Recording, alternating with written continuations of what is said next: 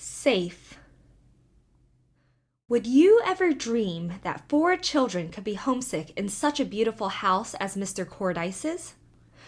Jess was the first one to long for the old freight car. "Oh, grandfather," she said one morning, "I wish I could cook something once more in the old kettle." "Go out in the kitchen," said her grandfather, "and mess around all you like. The maids will help you." Jess brightened up at once and flew out into the kitchen, where 3 or 4 maids brought her everything she wanted to cook with. And Benny was the last one to wish for his old home. "Grandfather," he said one day, "I wish I could drink this milk out of my own pink cup."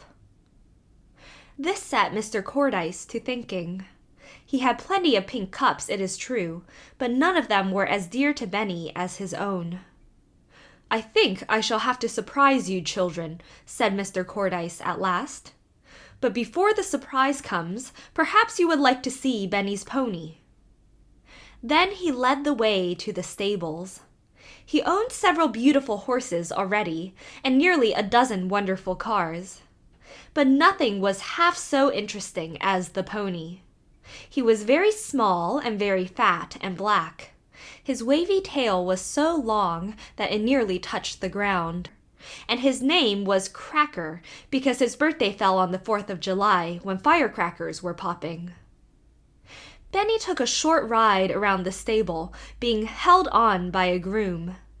But the second time around he said, "Cracker doesn't need you to hold on to him, I shouldn't wonder," and trotted around with great delight without help.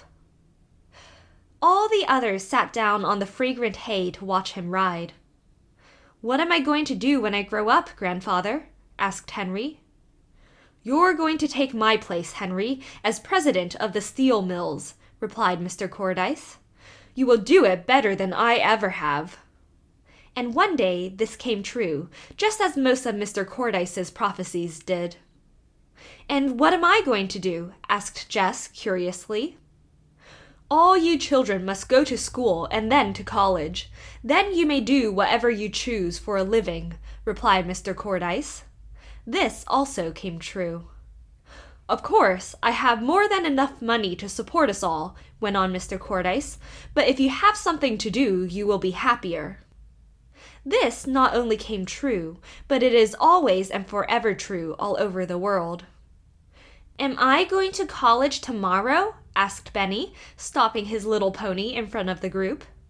"Not tomorrow, Benny," said his grandfather, laughing. "But I'm glad you reminded me.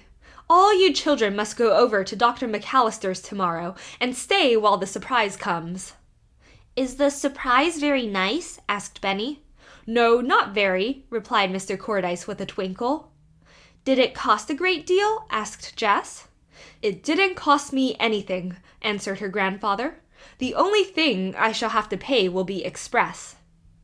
He didn't tell them that the express cost him several $100s. However, next day the children rode gladly over to see the kind doctor. They stayed until Mr. Cordyce telephoned to them that the surprise was ready.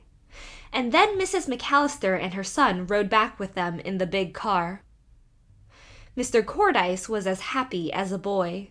He led the merry little procession out through his many gardens, past the rose garden, through the banks of purple asters. Then they came to an Italian garden with a fountain in the middle and a shady little wood around the edge. Among the trees was the surprise. It was the old freight car. The children rushed over to it with cries of delight, pushed back the dear old door, and scrambled in. Everything was in place. Here was Benny's pink cup, and here was his bed. Here was the old knife which had cut butter and bread and vegetables and firewood and string, and here were the letters for Benny's primer. Here was the big kettle and the tablecloth, and hanging on a nearby tree was the old dinner bell. Benny rang the bell over and over again, and Watch rolled on the floor and barked himself hoarse. The children were never homesick after that. To be sure, a dull and ugly freight car looked a little strange in a beautiful Italian garden. but it was never dull or ugly to the Cordyce children or their dog. They never were so happy as when showing visitors each beauty of their beloved old home. And there were many visitors. Some of them were fascinated by the stories of the wonderful dishes and the shelf. And the children never grew tired of telling them over and over again.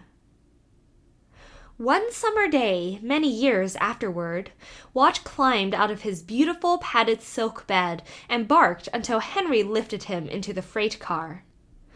There he lay down on the hard, splintery floor, blinking his eyes in the sun and watching the children as they sat studying by the fountain.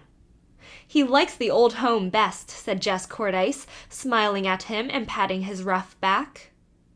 And as Benny would say if he hadn't grown up, "That's true, I shouldn't wonder." End of The Boxcar Children by Gertrude Chandler Warner.